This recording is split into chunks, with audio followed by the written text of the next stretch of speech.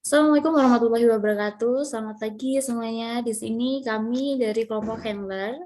Sebelumnya perkenalkan, saya Wulan Ayu Nadila Putri, NIM 511, dan teman saya, anggota saya, Devina Arkamenia, NIM 498, Siti Natasha, NIM 500, Risma Nabila, NIM 519, Bayu Prabowo, NIM 590, Ganif Jordana, NIM 061, Yan Salsabila, NIM 086, dan yang terakhir Muhammad Iqbal, NIM 316.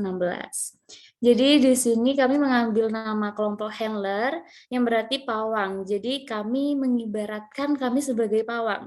Bukan berarti kami juga mengibaratkan klien kami sebagai binatang, tapi kami menganggap klien kami sebagai seseorang yang penuh dengan karakter-karakter yang berbeda sama dengan berbagai binatang yang telah dijinakan oleh pawang. Jadi kami mengambil refleksi bahwa pawang memiliki sifat yang pemberani, konsisten, dan juga sabar. Begitu pula dengan kami menghadapi klien-klien kami. Dari yang awalnya bisa dikatakan buas atau dalam bahasa manusianya belum saling mengenal, hingga dijinakan yaitu dengan hubungan yang lebih akrab begitu. Langsung aja kita lanjut dengan tugas ujian akhir semester kami, yaitu berupa wawancara Gojek. Jadi untuk yang pertama akan langsung disampaikan oleh Ganif. Yang pertama ada fact finding. Gojek didirikan oleh Nadiem Makarim pada tahun 2010. Kemudian Gojek merupakan unicorn startup pertama yang ada di Indonesia. Gojek dan Tokopedia juga sudah memutuskan untuk merger menjadi sebuah perusahaan baru yaitu GoTo. Gojek didirikan di Indonesia dan juga di dua negara yaitu Vietnam dan Singapura. Gojek juga merupakan platform pelopor dari beberapa startup lainnya. Gojek memiliki 20 bidang pelayanan. Gojek merupakan salah satu perusahaan ride hailing yang ada di Indonesia. Gojek merupakan brand lokal yang menjadi salah satu pahlawan pada saat pandemi. Dan Gojek memiliki 3 aplikasi, yaitu aplikasi pelanggan, mitra driver, dan mitra usaha. GoFood dari Gojek unggul di antara 46 aplikasi pengantaran terbesar dari 17 negara, termasuk Uber Eats, Walmart, dan Zoom-a-Tun. Mitra driver di Asia Tenggara sebanyak 20 juta jiwa. Gojek meraih penghargaan dalam ajang Bank Indonesia Award 2021 dalam kategori kelompok e-commerce dan platform online terbaik.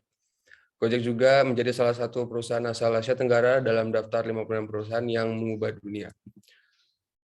Kemudian fact finding selanjutnya adalah Nadiem Makarim diangkat oleh Presiden Bapak Joko Widodo menjadi Menteri Pendidikan karena berhasil dengan sukses untuk mendirikan Gojek.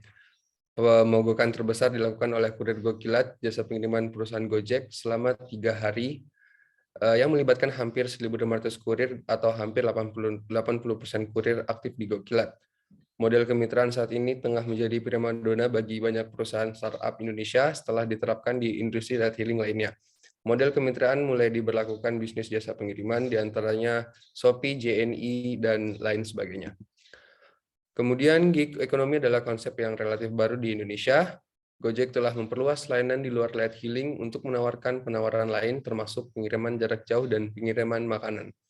Pendapatan bersih rata-rata kurir Gokilat pada Mei 2021 adalah sekitar 1,6 juta yang dimana jauh sekali dari upah minimum Jakarta yaitu sebesar 4,4 juta. Rata-rata jam kerja kurir Gokilat adalah 11,2 jam per hari. Kemudian 60% kurir tidak memiliki asuransi kesehatan dan 97% lainnya tidak memiliki asuransi kendaraan. Pada paruh pertama tahun 2021, setidaknya ada 4 mogok kerja yang dilakukan oleh kurir sebagai bentuk ketidakpuasan mereka terhadap kebijakan yang ada. Kemudian Gojek telah gagal memenuhi janji untuk menawarkan gaji yang adil kepada kinerja dikarenakan kebijakan pemerintah tentang persaingan adil di antara perusahaan transportasi online. Gojek juga mendapatkan skor rendah pada indeks kerja adil di Indonesia. Dan untuk mewujudkan adanya perlindungan tenaga kerja ekonomi informal yang lebih luas, Gojek menawarkan asuransi kecelakaan dan akses ke asuransi kesejahteraan untuk para pekerja mereka. Dalam apa yang digambarkan Fairwork sebagai kinerja yang umumnya buruk oleh perusahaan transportasi online Indonesia, Gojek turut mengungguli beberapa perusahaan lain dengan skor 5 dari 10 poin. Fact-finding selanjutnya, kurangnya perlindungan dan tunjangan tenaga kerja bagi kelompok pekerja, seperti cuti berbayar dan tunjangan kesehatan. Asosiasi Perempuan untuk Aksi dan Penelitian mengulangi rekomendasi kami untuk mengembangkan kerangka kerja baru bagi pekerja pertunjukan yang saat ini tidak tercakup dalam Undang-Undang Ketenagakerjaan. Di Australia, gig workers diakui secara umum sebagai kategori mereka sendiri dalam angkatan kerja dengan hak dan kewajiban yang jelas. Kemudian ini adalah hasil paparan data Netlitik yang kami dapatkan. Dari hasil data Netlitik tersebut, protes akan keadilan bagi driver Gojek mendapat berbagai macam reaksi, bukan diperbudakan modern, bahkan menjadi istilah yang dilabelkan untuk para kurir dan ojol. Sistem pembagian kerja dinilai tidak adil dan membuat jam kerja para driver bertambah atau overwork, namun tidak terdapat tunjangan atau upah yang dinilai sebanding. Kemudian visualisasi data akan disampaikan oleh teman saya. Oke, untuk selanjutnya visualisasi data. Kita telah menemukan data wawancara sekitar 2000 data, tetapi yang valid hanya 87%. Lanjut. Untuk demografisnya, pendidikan rata-rata para driver yaitu SMA dengan hasil 70,7%, 59% profesi terbanyak sebelum bergabung dengan mitra Gojek adalah sebagai karyawan swasta, 65,7% para driver tinggal di Malang, 21,8% bergabung mitra bersama Gojek sejak 2019. Lanjut. Untuk behavioral, 33,7% bekerja secara 8 jam perharinya, 26,3% berpenghasilan Rp3 juta dari perusahaan Gojek, dan 47,8% GoFood adalah paling banyak yang memberikan hasil kepada driver.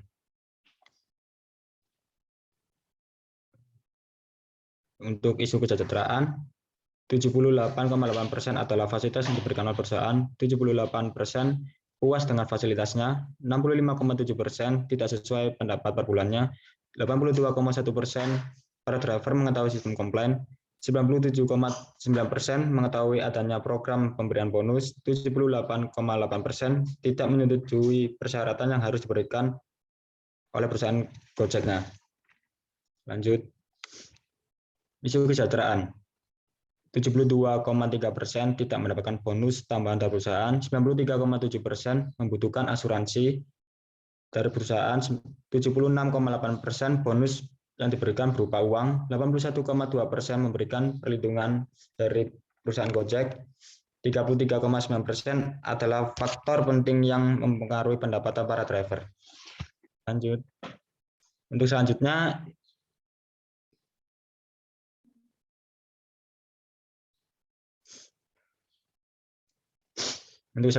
isu program swadaya. 91,2% mengetahui program tersebut, 73,5% driver merasa program swadaya sudah berjalan sesuai harapan, 56,2% merasa mudah dalam menggunakan program swadaya, 58,4% driver tidak mengikuti program asuransi lain di luar swadaya, 45% driver merasa mendapatkan keuntungan lain selain dari keuntungan program swadaya yang tersedia. Lanjut. Tentang isu kasih jempol, 63,7% mengetahui tentang kampanye kasih jempol di media sosial, 90,6% rating berpengaruh dalam kemudahan kinerja driver. Soal isu kepahlawanan, 63,8% mengetahui Gojek menggambarkan driver sebagai pahlawan di media sosial, 63,9% belum merasa diperlakukan sebagai pahlawan oleh Gojek, 59,2% belum mendapatkan manfaat sebagai pahlawan, 76,6% menerapkan 3 pilar utama di Gojek. Lalu kemudian adalah sentimen analisis. Yang pertama itu ada 3.673 Twitter. Di negatifnya ada 50,8%. Kami mengambil salah satu tweet yaitu Gojek Indonesia sudah nggak bakalan mau dengar keluhan driver. Untuk selanjutnya positifnya 32,7%, natural 16,8%. Lalu sentimen analisis wawancara tentang isu kesejahteraan, negatifnya itu ada 45,6%, kemudian positifnya 38,6%, naturalnya 15,9%. Kemudian isu program swadaya, 47,5% adalah yang negatif, 39,2% isu yang positif, dan naturalnya 13,3%. Untuk isu kasih jempol, negatifnya 58,1%, positifnya 25,6%, dan naturalnya 16,3%. Kemudian isu pahlawan, negatifnya 65,2%, positifnya 23,1%, dan naturalnya 11,8%.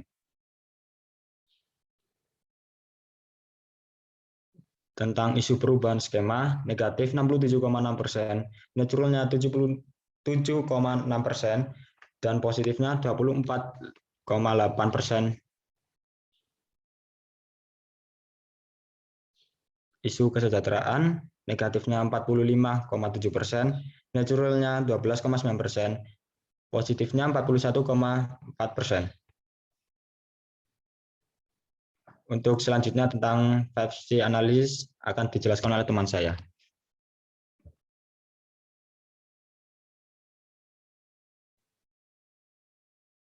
Baik, di sini saya akan menjelaskan tentang 5C analisis yang kita dapat dari Gojek. Yang pertama ada company. Gojek tidak mematok waktu kerja driver, tapi Gojek lebih melihat proses dan hasil dari pekerjaan yang driver lakukan. Yang kedua ada Gojek memiliki 3 pilar, yaitu speed, impact, and innovation. Yang ketiga ada collaborate with compassion, yaitu merupakan moto kerja Gojek yang berarti para pekerja selalu terbuka dan mempertimbangkan tindakan yang diambil untuk kemaslahatan bersama. Yang keempat ada criticism is a gift, yang berarti kritikan. Yang kelima ada Gojek ingin mengembangkan bisnisnya ke beberapa negara tetangga. Gojek juga memberikan konsultasi kesehatan mental untuk pekerjanya dan keluarganya. Gojek tidak memiliki gap antara sesama pekerja driver. Dan yang terakhir ada jaket hijau, pergerakan hijau, yang dimana program ini dilakukan untuk mengurangi penggunaan plastik. Next.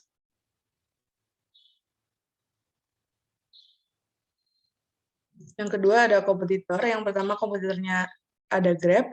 Strength-nya itu Grab mendapat pendanaan besar dari perusahaan mobil top nasional dan perusahaan ride hailing.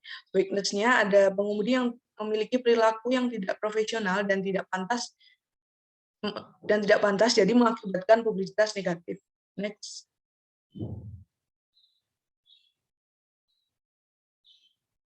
Yang kedua ada Shopee Food. Strength-nya Shopee sudah memiliki dompet digital sendiri, yaitu Shopee Pay. Weakness-nya aplikasi yang terlalu mengisi banyak peluang yang ada di handphone.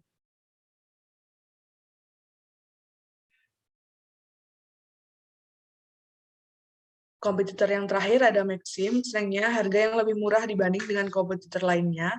Weakness-nya, perusahaan Maxim adalah perusahaan baru, jadi masih dalam fase atau proses dalam membangun kepercayaan di hadapan masyarakat.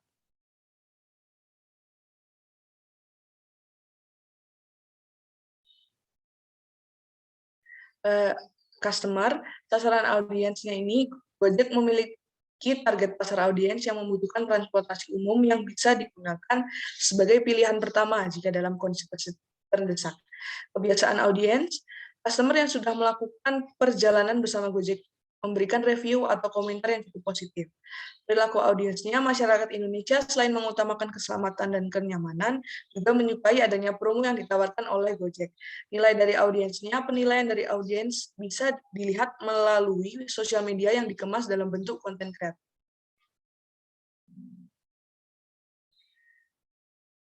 Segmentasi demografisnya, laki-laki atau perempuan berusia 14 sampai 25 tahun, berprofesi sebagai pelajar dan pekerja, target ekonominya SES B dan A.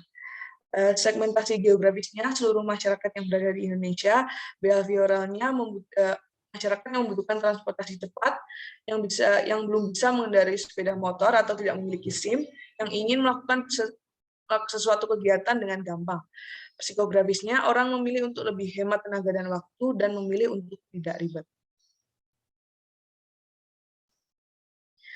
Di sini Gojek melakukan beberapa kolaborasi dengan berbagai macam kegiatan. Yang pertama ada kolaborasi dengan salah satu boyband terfavorit di Korea, yaitu BTS. Yang kedua berkolaborasi dengan game online PUBG,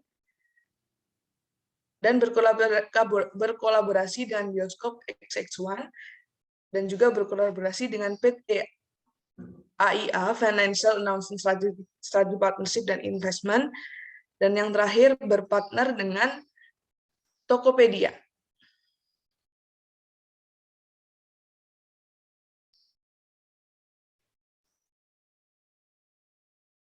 Facial analysis.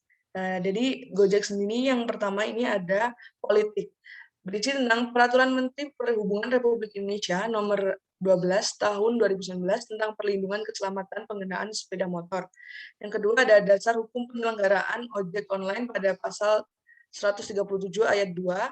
Yang ketiga terdapat 4 hal yang diatur, yaitu keselamatan, kemitraan, suspensi mitra, driver, dan biaya jasa atau tarif. Yang keempat dirilis oleh Kementerian Perhubungan pada Keputusan Menteri Perhubungan Republik Indonesia Nomor KP 348 tahun 2019 tentang pedoman perhitungan biaya jasa. Ekonominya PDB Indonesia tumbuh dengan baik sebesar 51% pada 2019. Yang kedua ada UMKM di Indonesia terus mengalami perkembangan. Yang ketiga, kegiatan ekonomi UMKM diberikan kontribusi sebesar 60% terhadap total PDB. Yang terakhir ada lembaga demografi FEBUI. Sosialnya di sini Gojek lebih tertarik kepada generasi milenial karena generasi milenial adalah generasi muda yang dapat dikategorisasikan sebagai pengguna yang mudah beradaptasi dengan teknologi dalam kehidupan sehari-hari. Yang kedua, pengguna internet yang dilakukan generasi milenial untuk berbagai macam transaksi, mulai dari transportasi, membeli makanan, dan lain-lain. Di tengah kondisi kemacetan dan transportasi umum yang tidak memadai, kemunculan transportasi online seperti Gojek ini merupakan solusi bagi sebagian orang.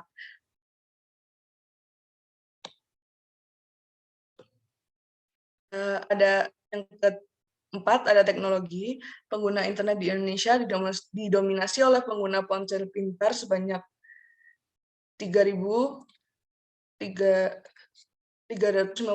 juta pendaftar. Yang kedua, ada sebagai bentuk dukungan terhadap kemajuan teknologi dan usaha digital nasional. Yang ketiga, ada perusahaan-perusahaan rintisan startup baru akan dibina selama 6 bulan. Law-nya pada pasal 1 angka 23 Undang-Undang LLAJ. Yang kedua ada pasal 3 ayat 1 dan ayat 2 tentang Peraturan Pemerintah Nomor 74 Tahun 2014 tentang angkutan jalanan. Yang ketiga pasal 3 huruf C Peraturan Menteri Perhubungan Republik Indonesia tentang penyelenggaraan angkutan orang dan kendaraan bermotor umum. Yang keempat ada pada pasal 38 ayat 1 dan ayat 2 tentang perlindungan keselamatan penggunaan sepeda motor. Environment-nya, Indonesia dikenal dengan jumlah pejalan kaki cukup rendah perharinya. Dan yang kedua, menurut sumber data, pemerintah 7% dari 7.200 km jalan di Indonesia memiliki trotoar, tapi sikap pengendara roda 2-nya menyalahgunakan trotoar tersebut. Kemudian akan dilanjutkan oleh teman saya. Selanjutnya itu adalah SWOT dan tools dari Gojek. Yang pertama yaitu Strength, satu-satunya perusahaan di Asia Tenggara yang masuk dalam daftar ubah dunia Fortune 2 kali. Ojek online pertama di Indonesia berkontribusi sebanyak 7,1 billion dolar bagi perekonomian Indonesia di tahun 2019. Gojek juga menjadi pelopor model ekosistem multi layanan, menjadi perusahaan dekakon pertama di Indonesia pada tahun 2019. Di tahun 2020, Gojek juga berkontribusi sebanyak 249 triliun terhadap perekonomian nasional.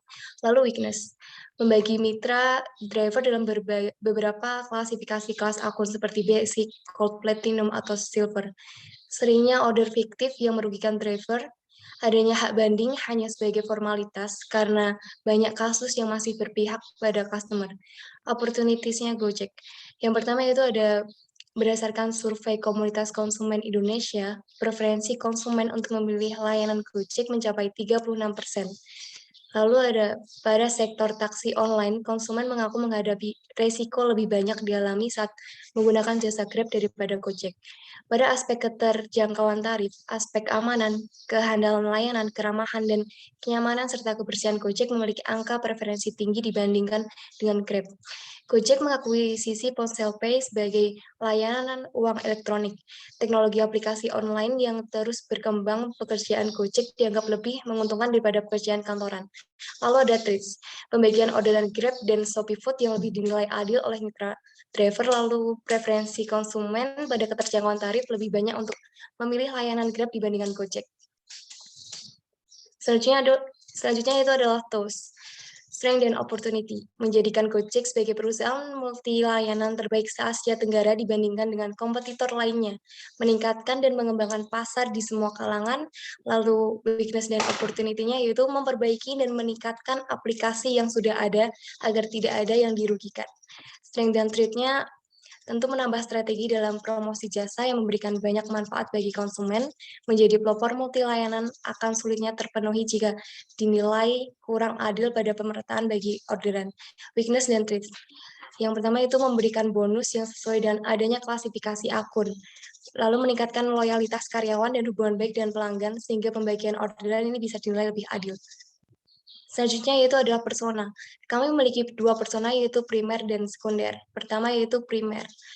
Kita mengambil umur di 40 tahun yang berdomisili di Malang Raya dengan penghasilan 3 juta yang menjadi tulang punggung keluarga di mana profesi utamanya itu sebagai driver Gojek dan individu ini tidak gabung dengan komunitas driver sehingga mengakibatkan beliau kurang update tentang informasi yang diberikan pihak Gojek.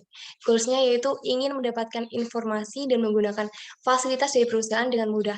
Need-nya yaitu pemberian fasilitas dalam bentuk bukti nyata. Next yaitu persona sekunder. Kami mengambil di umur 30 tahun, juga tinggal di Malang Raya dengan penghasilan 1.800.000, di mana pekerjaan Gojeknya ini sebagai sampingan. Lalu dia bergabung dengan komunitas Gojek, sehingga sangat up to date tentang informasi yang diberikan oleh pihak Gojek. Goals-nya yaitu mengajak driver yang tidak bergabung dalam komunitas dan kurang update untuk lebih memahami fasilitas sekaligus status mereka sebagai mitra. Need-nya yaitu sering mengadakan perkumpulan dalam bentuk diskusi untuk membahas permasalahan yang selalu dialami oleh driver.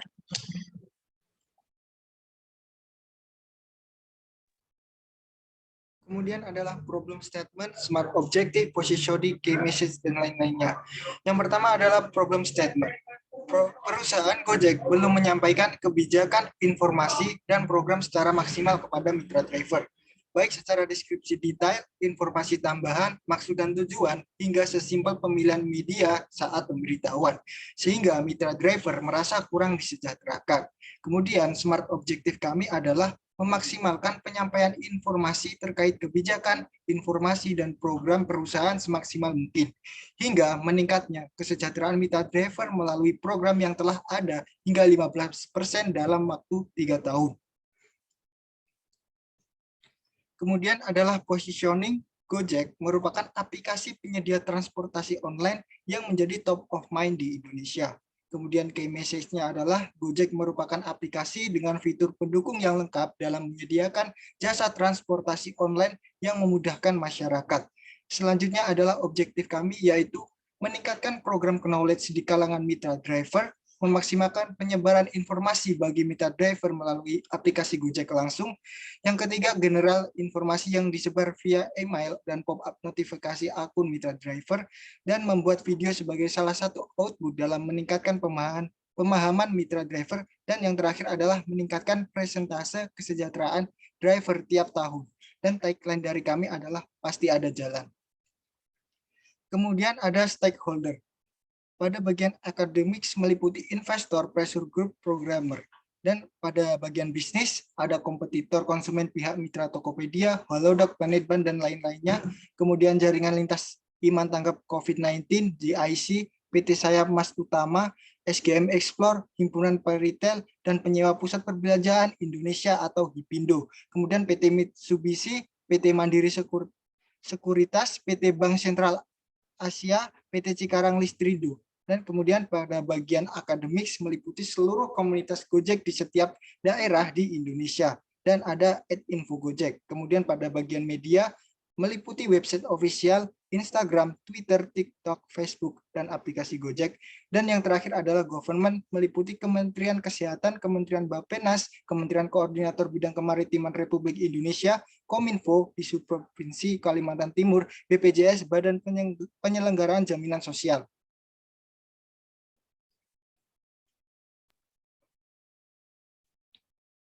Selanjutnya akan dilanjutkan oleh teman saya. Nah, di sini kami memiliki strategi to be safe, menyebarkan informasi pemrograman, informasi program dan kebijakan yang melibatkan perusahaan, mitra driver, dan pabrik. Dengan cara pemaksimalan penyebaran informasi secara resmi dan lengkap via email, membuat video kreativitas copywriting yang haru, menaikkan kuantitas pengguna tagar hashtag kita sejalan kok, pemilihan nol, pemilihan KOL, ada Nadiem Makarim dan Jerome Pauline, melalui media email, website, aplikasi Gojek, dan media sosial. Next. Selanjutnya, yang A berarti meningkatkan ketertarikan driver dan publik akan program yang ditujukan untuk mensejahterakan dan mempermudah aktivitas. Dengan cara meningkatkan kualitas sembako dari program swadaya, menyediakan template pengunggahan bukti menerima program swadaya sembako, menerima notifikasi pop-up untuk reminder penggunaan program swadaya, dan membuat video program swadaya dengan durasi 40 detik yang tidak bisa di-skip per 4 hari, melalui aplikasi Gojek, website, Twitter, dan Facebook. Kemudian untuk F, adalah semaksimal mungkin menemukan jalan tengah dalam setiap masalah, mendapat keuntungan dalam sisi semua pihak dengan kebutuhan masing-masing. Dengan cara menyediakan forum komunikasi dua arah melalui program Community Shield, meyakinkan driver bahwa program swadaya bertujuan untuk mensejahterakan mitra melalui forum komunitas online atau offline.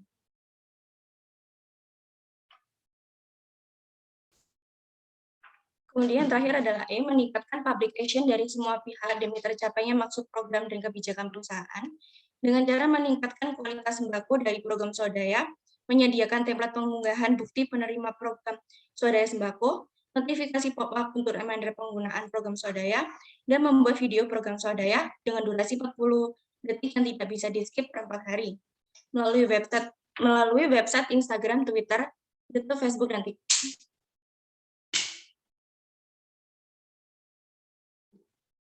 Lanjutkan oleh teman saya. Baik, untuk program sendiri kami yang pertama memiliki pemerataan sistem order dengan bentuk menyesuaikan pembagian sistem orderan sesuai titik lokasi. Jadi bukan yang berdasarkan histori jasa atau kasta akun driver Gojek itu sendiri. Nah, tujuannya untuk apa? Untuk para driver mendapatkan kesempatan yang sama dalam mendapatkan orderan. Dampaknya bisa dilihat dari awareness, interest, dan action dari driver. Untuk pemerataan sistem pembagian order, ada pra-event itu merancang ide dan penyesuaian yang lainnya. Untuk KPI-nya ada driver awareness, interest, dan partisipan. Yang selanjutnya adalah risk management. Kita memiliki possible crisis. Oke, langsung ke program selanjutnya, itu tab bintang 5. Bentuknya itu program apresiasi berupa iklan layanan masyarakat yang akan diupload di sosial media Gojek itu sendiri. Dan dalam program ini akan menambahkan fitur pop-up informasi untuk mengingatkan para customer setelah mereka memakai jasa para driver. Tujuannya untuk meningkatkan rating para driver. Dampaknya ada di awareness, interest, partisipan, dan memori. Berikut adalah media planning-nya di pra-event, in-event, dan pasca-event. Untuk KPI-nya sendiri, kita mengambil public awareness, public action, peningkatan insight dari media sosial itu sendiri, dan public interest. Dan untuk risk management-nya, memiliki customer mengabaikan pemberian rating, kemudian bisa di-handling dengan munculnya notifikasi pengingat pemberian rating. Program selanjutnya adalah Kita Sejalan Kok. Dalam bentuknya ini merupakan program yang merupakan penyebaran informasi yang dikemas dalam video konten haru. Program ini juga melibatkan driver sebagai objek utama. Nah, tujuannya mempengaruhi psikis untuk saling menghargai profesi seseorang. Dampaknya ada public awareness, interest, dan peningkatan insight media sosial. Juga ada content share. Kita sejalan, berikut adalah pra-event, in-event, dan pasca eventnya. KPI-nya sendiri, peningkatan public awareness, peningkatan public interest, peningkatan insight media sosial, dan content share. Untuk risk manajemennya, possible crisis-nya itu campaign yang kurang merata bisa di-handling dengan memunculkan iklan pop-up di aplikasi driver maupun customer. Ini adalah swadhayaku kesejahteraanku. Bentuknya yaitu Gojek berupaya untuk lebih memperhatikan kualitas daripada kuantitas. Maka pembagian swadaya nantinya akan dibatasi secara kuantitas sehingga penerimaannya akan berjalan secara merata. Tujuannya sendiri memprioritaskan kualitas daripada kuantitas. Dan dampaknya menuju ke driver awareness, driver interest, driver action, dan driver member. Selanjutnya adalah media planning dari swadhayaku kesejahteraanku. Di pra-event, in-event, dan pasca event. Untuk indikatornya sendiri, mengambil driver awareness, driver interest, driver participant di peningkatannya. Untuk risk manajemennya adalah timbulnya kesenjangan sosial di antara sesama driver yang bisa di-handle dengan meratakan pembagian swadaya kepada driver. Dan selanjutnya bisa dilanjutkan oleh teman saya. Oke, di sini kita memiliki 3 hashtag, yaitu hashtag sampai titik lokasi, hashtag kita sejalan kok, dan hashtag 4 bintang 5. Berikut penjelasan-penjelasan dari masing-masing hashtag, dan berikut adalah bukti bahwa tidak ada hasil untuk masing-masing hashtag kita. Next.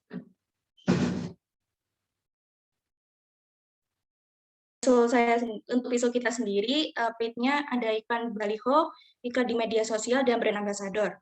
Untuk paid and owner-nya berasal dari brand ambassador, earn-nya sendiri liputan media massa dan influencer, share-nya sendiri media sosial, review customer, dan out-nya sendiri memiliki website, media sosial, dan konten. Next. Di sini ada timeline dari program-program kita yang kita lakukan selama 3 tahun, dimulai dari bulan Januari dan diakhiri bulan bulan Desember, dan ini ada program-program yang kita buat. Next. Yang terakhir ada domino effect, pemberitahuan pembaruan sistem dan diuji coba selama setengah tahun. Setelah itu terjadi perubahan signifikan perihal orderan masuk ke mitra driver, dan dilanjutkan mengaplikasikan notifikasi pop-up reminder untuk program swadaya bagi driver, menaikkan hashtag bintang 5 untuk apresiasi dan menceritakan pengalaman bersama driver Gojek, lalu memprioritaskan kualitas program swadaya sembako daripada kuantitas penerima program swadaya, menjalankan program hashtag kita sejalan kok untuk saling menghargai antara driver dan customer, dan tercapainya smart objektif kita. Jadi itu merupakan hasil dari apa yang telah kami diskusikan selama beberapa bulan ini. Mungkin jika ada salah dan lebihnya kami mohon maaf. Wassalamualaikum warahmatullahi wabarakatuh.